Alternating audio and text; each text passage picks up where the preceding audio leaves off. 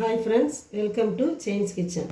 இந்த தடவை நம்ம செயின்ஸ் கிச்சனில் என்ன பார்க்க போகிறோன்னா, நல்லா சத்தான முறுமுறுப்பாக இருக்கக்கூடிய சோள தோசை. இதுக்கு முன்னாடி நம்ம சேனலில் கம்பு சோள தோசை செஞ்சுருக்கோம். இது வெறும் சோள தோசை. இந்த சோள தோசை நம்ம பாட்டிக்கு தாத்தா காலத்துலலாம் முதல்ல இந்த சோளத்தை வச்சு தான் சோளத்தை வச்சு தான் பணியாரம்லாம் சுட்டு சாப்பிட்டாங்க. இப்போ இந்த சோளத்துலேயே 2 விதமாக இருக்குது. இது பாருங்கள், வெண் சோளம், இதிலே சிகப்பு கலர்லேயும் சோளம் இருக்கும். இந்த சோள தோசைக்கு நம்ம இந்த 200 உலக்கில் 1 உலக்கு சோளம், அதே உலக்கில் 1 உலக்கு இட்லி அரிசி, அந்த இதில் அரை பங்கு உளுந்து, வெள்ளை உருட்டு உளுந்து, 1 டேபிள் ஸ்பூன் வெந்தயம். இது எல்லாத்தையும் நம்ம ஒன்றாவே நல்லா கலந்து நல்லா கழுவிட்டு, ஏன்னா சோளத்தில் கொஞ்சம் தூசிகள் அதிகமாக இருக்கும், அதனால் நல்லா 2-3 தடவை தண்ணி ஊற்றி நல்லா வாஷ் பண்ணிவிட்டு நல்லா ஒரு 6 மணி நேரம் நல்லா ஊற வச்சுட்டு அதுக்கப்புறம் நம்ம நல்லா சுத்தமாக 3-4 தடவை வாஷ் பண்ணிவிட்டு இப்போ தண்ணி ஊற்றிருக்கோம். இப்போ பாருங்கள், அழுக்கெல்லாம் இல்லாமல் நல்லா தெளிவாக இருக்கா. நல்லா காலையில் ஊறினதுக்கப்புறமா நம்ம கிரைண்டரில் போட்டு ஆட்டலாம். பாருங்கள், நல்லா 6-7 மணி நேரத்துக்கு நல்லா சோளம் எல்லாமே ஒன்று போல் போட்டிருந்தால அரிசி, சோளம், உளுந்து, வெந்தயம் எல்லாம் நல்லா ஊறிடுச்சு. இப்போ நம்ம அதை கிரைண்டரில் போட்டு நல்லா ஆட்டப்போம் நைஸாக.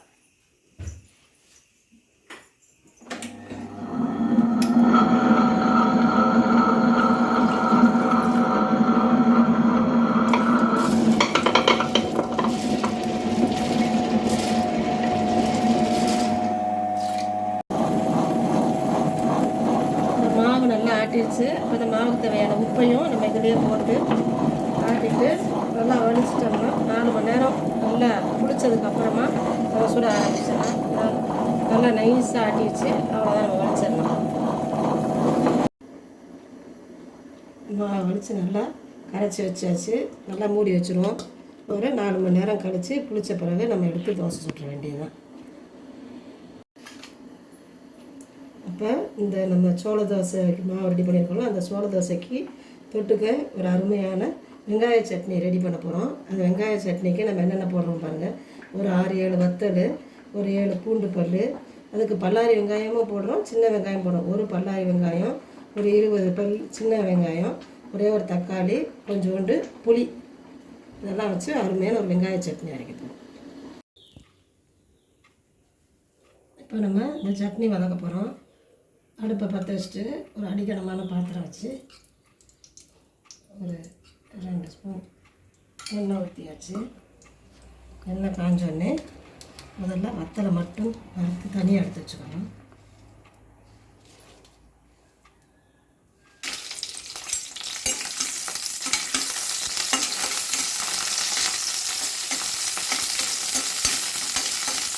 காரத்துக்கு தக்க உங்களுக்கு காரம் பிடிக்குன்னா நீங்கள் கூட மிளகா போட்டுக்கலாம். மிளகா போட்டால் அளவு கரெக்டாக இருக்கும். வத்தல் நல்லா வதக்கியாச்சு. வத்தலை எடுத்து தனியாக வச்சுட்டு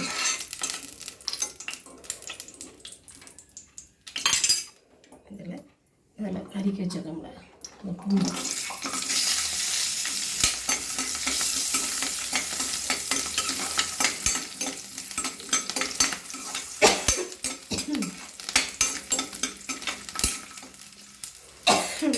வச்சுட்டு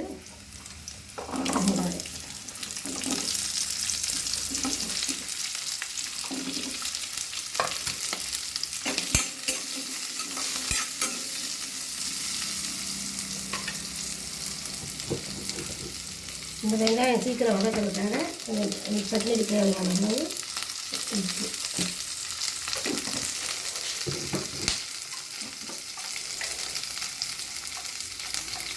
இது வந்து பெருங்காயம் தூள்,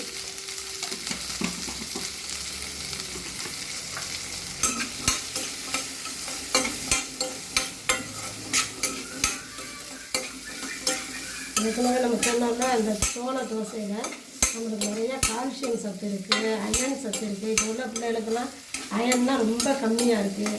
அதுக்கு உடனே அயன் மாத்திரை இல்லை சத்துக்கு டானிக்கெல்லாம் வாங்கி கொடுக்குறோம். இதே நம்ம இந்த சோளத்தில் தோசை சுட்டு கொடுத்தா பிள்ளைங்க சாப்பிட்றோம். நம்ம கஞ்சி சோள தோசை கஞ்சி மாதிரி செஞ்சோம்னா பிள்ளைங்க சாப்பிடாது. அதுக்காக நம்ம இப்படி தோசையை சுட்டு கொடுத்தா சத்துக்கள்லாம் சேரும். நார் சத்து அதிகமாக இருக்குது. அதனால் நம்ம இந்த மில்லட் தோசை இருக்குல்ல, அந்த கம்பு இல்லை சோளம் இந்த மாதிரி தானியங்கள் உள்ள தோசையை பிள்ளைகளுக்கு ஒரு வாரத்துக்கு ஒரு நாளாக செஞ்சு கொடுத்தோம்னா தோசையாக சுட்டு கொடுத்தா சாப்பிடுவாங்க. அடுத்து தக்காளியும் போட்டு நல்லா வதக்கிட்டு ஆறின பிறகு நம்ம சட்னி அரைச்சிடுவோம்.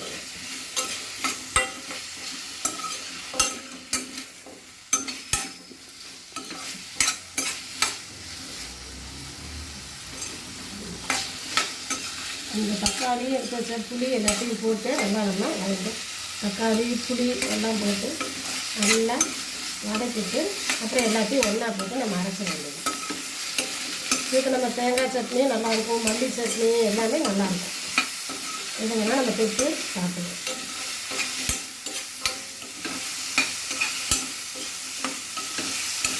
நீங்கள் நல்லா தக்காளி நல்லா வதங்கின உடனே தேங்காய் நம்ம பண்ணிட்டு அப்புறம் அரைச்சிடுவோம்.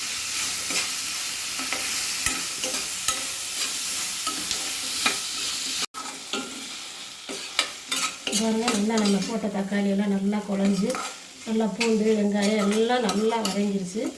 நல்லா ஆறின பிறகு நம்ம அதை அப்படியே போட்டு அரைச்சிட்டு வந்து தாளிச்சிட்டோம்னா அவ்வளோ சுவையான வெங்காய சட்னி ரெடி ஆகிடும். இந்த சட்னியை நல்லா நைஸாக அரைச்சி தாளித்து வச்சாச்சு. இப்போ நம்ம தோசையை சுட்டு அது கூட இதை தொட்டு நம்ம சாப்பிட வேண்டியதுதான். பாருங்கள், நல்ல மாவு புளிச்சு வந்துருச்சு. நல்லா நம்ம கரைச்சிட்டு கொஞ்சம் கட்டியாக இருந்ததுன்னா இன்னும் கொஞ்சம் நம்ம தண்ணி ஊற்றி கரைச்சிக்கலாம். இதே மாவு இப்படி கட்டியாக எடுத்து வச்சோம்னா இதில் சோளம் இருக்கிற இட்லி ஊற்றிக்கலாம். இதில் நீங்கள் வெங்காயம் பச்சை மிளகாய் நறுக்கி போட்டு சோள பணியாரம், இனிப்பு வேணும்னா நம்ம வெல்லத்தை கரைச்சி போட்டு இனிப்பு பணியாரமாக சுட்டுக்கலாம். ஒரே மாவில் நம்ம எது வேணாலும் சுட்டுக்கலாம். இது பாருங்கள், மாவு கொஞ்சம் கட்டியாக இருக்குது. அதனால் இதில் நம்ம கொஞ்சம் தண்ணி ஊற்றி அரைச்சிட்டு அப்புறம் தோசை சுட ஆரம்பிச்சிக்கலாம். கல் அடுப்பில் போட்டாச்சு. நல்லா கல் காஞ்சிச்சு. இப்போ நம்ம தோசை வைப்போம்.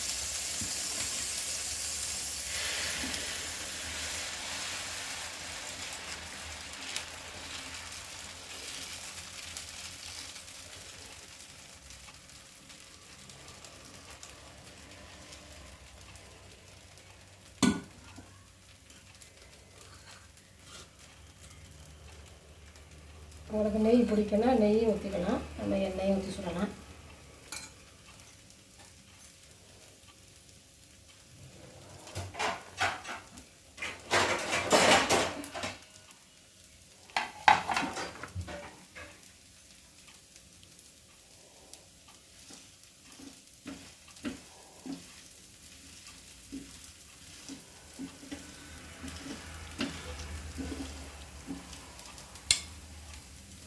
அந்த காலத்துலலாம் நம்ம தாத்தா பாட்டியெல்லாம் காட்டு வேலைக்கு போகும்போது இந்த கம்பங்கஞ்சி, சோளக்கஞ்சி, சோளச்சோறுலாம் சாப்பிட்டதுனால தான் ஆரோக்கியமாக அவங்க ஆஸ்பத்திரிக்கெல்லாம் போகாமல் பல்லெல்லாம் விழுகாமல் ரொம்ப நாள் நல்லா ஆரோக்கியமாக இருந்தாங்க. இப்போ நம்ம எதுவுமே நம்ம சாப்பிட்றதில்ல. இப்போ பழையபடி எல்லாருமே பழையபடி தானியங்களுக்கு மாற ஆரம்பித்தாச்சு. இப்படி நம்ம குழந்தைங்களுக்கு வாரத்தில் ஒரு நாள் நார்மல் தோசைக்கு பதிலாக அப்படி சுட்டு கொடுத்தா பிள்ளைகளுக்கும் அந்த சத்துக்கள்லாம் உடம்புல சேரும். இது நல்லா வாசனையாக நல்லா இருக்கும். நம்ம எதுவுமே சொல்ல வேண்டாம் பிள்ளைகிட்ட, இது சோள தோசை கம்ப தோசை அப்படின்னு சொல்லாமல் அப்படியே நம்ம சுட்டு கொடுத்தாலே நல்லா சாப்பிடுவோம். பார்த்தீங்களா, நல்லா சூப்பராக இருக்கா?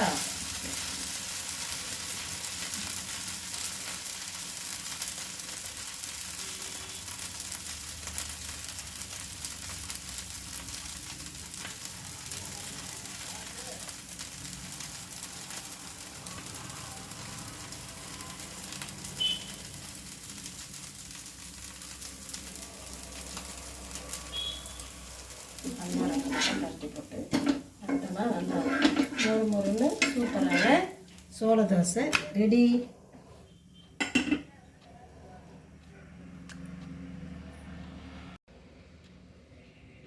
பாருங்க, அருமையான சுவையில் நல்லா முறுமுறுன்னு சோள தோசை ரெடி ஆயிடுச்சு. அந்த சோள தோசைக்கு தொட்டுக்க நம்ம என்ன வெங்காய சட்னி வச்சுருக்கோம், தேங்காய் சட்னி வச்சுருக்கோம். தோசை எடுத்து நல்லா வெங்காய சட்னி தொட்டு சூப்பராக இருக்கும். இதே மாதிரி அளவுகளோட நீங்களும் உங்கள் வீட்டில் செஞ்சு உங்கள் குழந்தைகளுக்கெல்லாம் கொடுங்க. இந்த வீடியோ உங்களுக்கு பிடிச்சிருந்தா லைக் பண்ணுங்கள், ஷேர் பண்ணுங்கள், கமெண்ட் பண்ணுங்கள். உங்கள் ஃப்ரெண்ட்ஸ் அண்ட் ரிலேட்டிவ்ஸ்க்கும் ஷேர் பண்ணுங்கள். தேங்க்ஸ் ஃபார் வாட்சிங்.